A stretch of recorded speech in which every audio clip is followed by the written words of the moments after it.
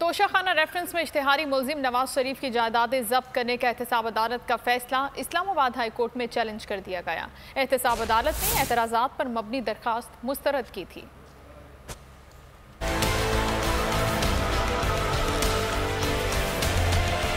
इश्तिहारी नवाज शरीफ की जायदादें जब्त करने का फैसला, एहतसाब अदालत का फैसला इस्लामाबाद हाई कोर्ट में चैलेंज।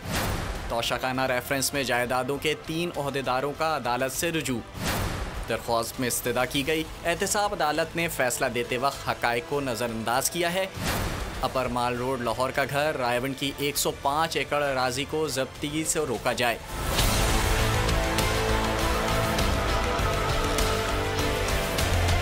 शेखुपुरा की 88 कनाल अराजी की जब्ती का हुक्म भी कलअदम करार दिया जाए।